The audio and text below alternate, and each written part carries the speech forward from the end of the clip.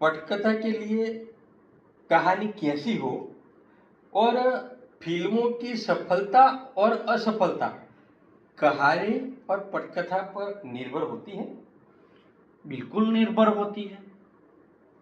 और पटकथा के लिए कहानी बिल्कुल फिल्मी होनी चाहिए।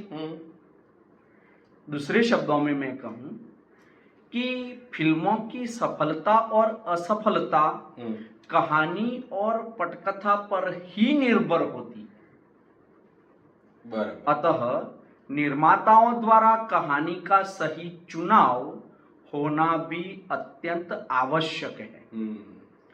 उनका यह चुनाव गलत हो गया तो आगे चलकर उनके लिए आर्थिक नुकसान की ओर ले जा सकता है। बराबर। क्योंकि यह पूरा क्षेत्र ही व्यावसायिक है। अगर अपनी आत्मसंतोष के लिए कोई लेखक कहानी लिखता है तो चलो दूसरी लिख लेगा, पर मान लीजिए पटकथा लिखने के बाद उसके ऊपर अगर फिल्म बनाई गई और वह फिल्म न चली तो ये तो करोड़ों की बात है। कहने का तात्पर्य मेरा ये है कि कहानी फिल्म का मूल आधार बनती है और कहानी अच्छी या खराब होने से फिल्म की सफलता और असफलता तय होती है। चूंकि फिल्म और टीवी के माध्यम जो है वह बहुत महंगे माध्यम है। इसलिए इसके व्यावसायिक पक्ष का ध्यान रखना भी बहुत जरूरी होता है। कहानी चुनते समय यह सोचना बहुत आवश्यक है कि कहानी फिल्म के लिए क्यों चुनी जा रही है। यह पहले प्रश्न करना चाहिए पटकथा लेखक को, निर्माता को, निर्देशक को, अरे सभी कलाकारों को, नायक नायिका को, सभी कलाकारों को यह प्रश्न करना चाहिए कि यह कहानी फिल्म के लिए क्यों चुनी जा रही है। क्या कहानी दर्शकों को पसंद आएगी और तब जाके उसको चुना जाता है। बराबर जी। पटकथा के लिए कहानी का चुनाव करते समय किन बातों का विशेष ध्यान रखना चाहिए? ये बहुत महत्वपूर्ण है। कई बातों को ध्यान में रखना जरूरी होता है। जैसे कहानी में मनोरंजन के तत्व होने चाहिए। जी। फिल्म के लिए जो कहानी चुनी जाती है उसमें मौलिकता उस कहानी की अनिवार्य शर्त होती है। कहानी के कथानक का सीधा स्वाभाविक होना भी आवश्यक है। कहानी का प्रासंगिक होना जरूरी है। ये बात बहुत इंपॉर्टेंट है, प्रासंगिक होनी चाहिए। पात्रों की संख्या संतुलित और कथानक के अनुसार होनी चाहिए। बराबर। न ज्यादा न कम। कहानी में अत्यधिक घटनाएं, उलझी हुई उपकथाएं नहीं होनी चाहिए, वरना फिल्म या असफल हो जाएगी। पात्रों और घटनाओं के बीच संतुलन होना चाहिए। बराबर। और कहानी में द्वंद्व आवश्यक है। आंतरिक द्वंद्व और बाह्य द्वंद्व का संयोजन होना आवश्यक है। कहानी का परिवेश एकदम स्पष्ट होना चाहिए। बराबर। कहानी में स्पष्ट चरम उत्कर्ष होना चाहिए। मुख्य कथा के साथ साथ कई बार कई उपकथाएं भी चलती है, तो मुख्य कथा के साथ साथ उसकी उपकथाओं के बीच एक गहरा संबंध होना चाहिए। कहीं से उठाकर ला दिया हो ऐसा नहीं लगना चाहिए। कहानी में किसी विचारधारा, पात्र या समस्या के प्रति आवश्यक मोह नहीं होना चाहिए, वरना वह फिल्म को बर्बाद कर देगी, असफल कर देगी। और जब हम कथा के लिए कहानी लिखते हैं, स्वांतः सुखाई के लिए, तो वहां बातें कुछ अलग होती है। जी। समाज के लिए, लोगों के लिए उपदेश देना या कई बातें होती है। यहाँ फिल्म के लिए जब कहानी लिखते हैं, पटकथा लिखते हैं, तो उसका काम उपदेश देना नहीं है, लोगों को सही मनोरंजन मिले, यह होना चाहिए। बराबर। आगे जाइए हम कि पटकथा के बारे में इतना जानने के बाद, तो ये पटकथा का स्वरूप ये कैसा होना चाहिए? ये बहुत महत्वपूर्ण है कि कहानी और सिनेमा की पटकथा में जमीन आसमान का अंतर होता है। मैंने अभी स्पष्ट किया। जब हम पटकथा के स्वरूप के विषय में बात करते हैं या जब हम पटकथा के विषय में सोचते हैं, तो सबसे पहले हमारे दिमाग में यह बात डाल देनी जरूरी है कि कहानी और सिनेमा की पटकथा में जमीन आसमान का अंतर होता है। एक चीज, सिनेमा की पटकथा लिखते वक्त लेखक को सिनेमाई जानकारी आवश्यक है। सिनेमा के सभी अंगों के विषय में उसको जानकारी होनी चाहिए। फिल्में बनती कैसे हैं, जैसे, और उसका उद्देश्य क्या है, यह भी पटकथा लेखक के लिए जानना जरूरी होता है। फिल्में बनाने के तरीके और उसकी तकनीकी बारीकाइयों को भी पटकथा लेखक को गौर करना चाहिए। और पटकथा लेखक और लेखन फिल्मों के लिए आरंभिक सीढ़ी है, और इस सीढ़ी का अतुलनीय, तराशा हुआ तथा ताकतवर होना जरूरी है। अगर यह नहीं है तो पटकथा का कोई मोल नहीं है, और पटकथा लेखक का भी फिर कोई मोल नहीं है।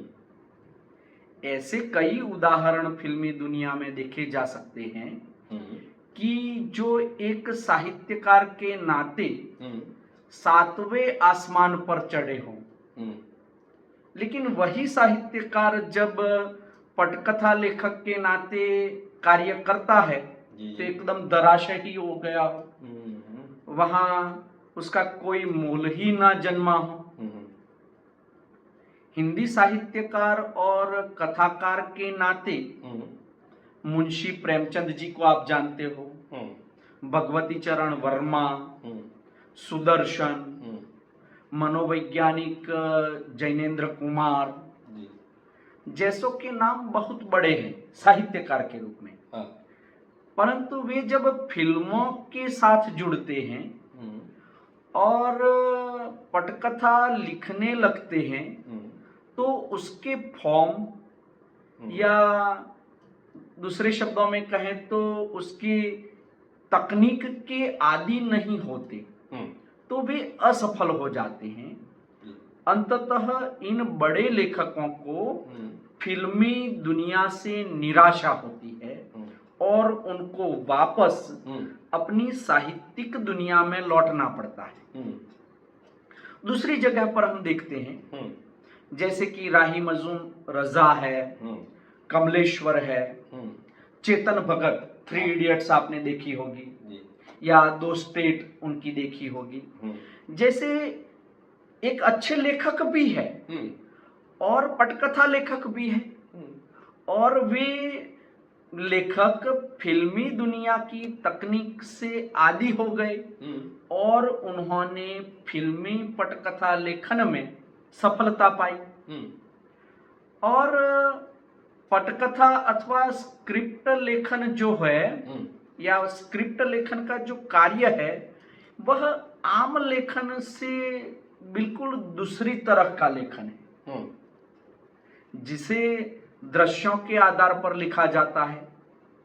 वह व्यक्ति उतना ही अधिक सफल पटकथा लेखक होता है जिसे लेखन के साथ साथ निर्देशन, संपादन और छायांकन का भी अनुभव हो।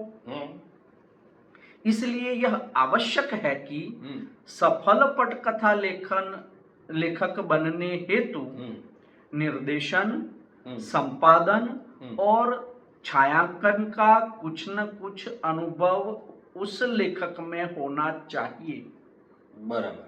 और तब मिलाकर यह एक पूरा पटकथा लेखन का स्वरूप तैयार होता है। बराबर। हाँ, तो पटकथा स्वरूप के बारे में हमने जाना, लेकिन ये पटकथा के स्वरूप की जानकारी लेते वक्त किन बातों पर गौर करना चाहिए हमें?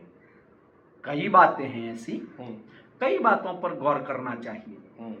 पटकथा के स्वरूप की जानकारी लेते वक्त हमें कई 10-12 ऐसी चीजें हैं जिनके ऊपर हमें गौर करने की आवश्यकता रहती है।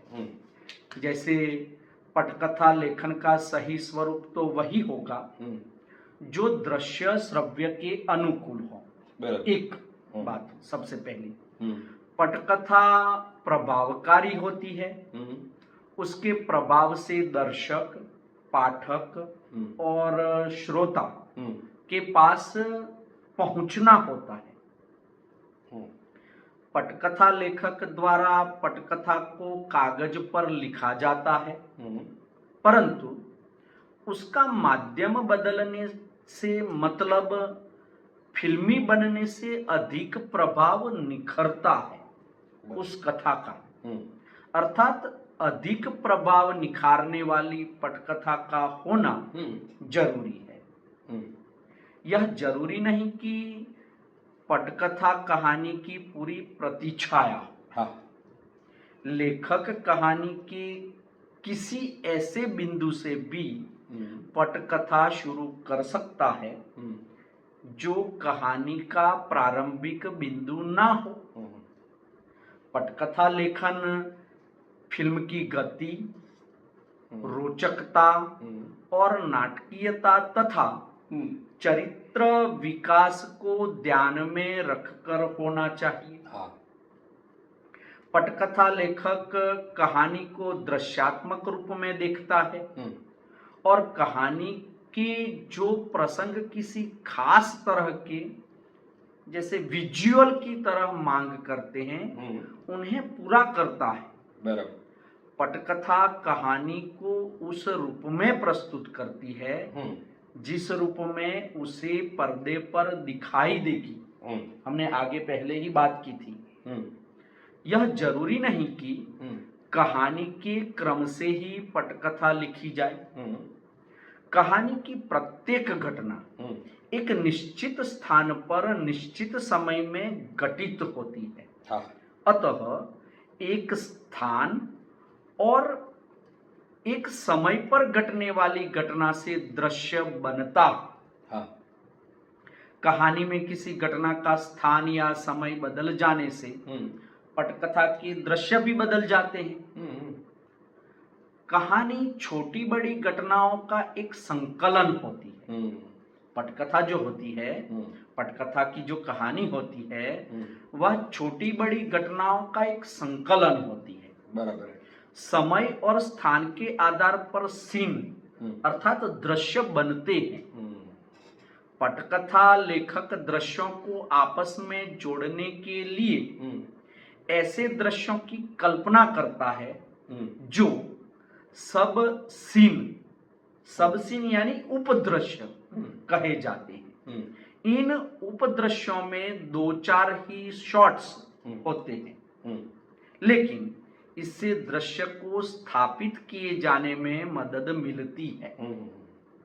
कुल मिलाकर कहा जा सकता है कि पटकथा लेखन ही फिल्मों के लिए सफलता की सीढ़ी है जिस पर चढ़कर दर्शकों के मन पर राज किया जा सकता है। हाँ।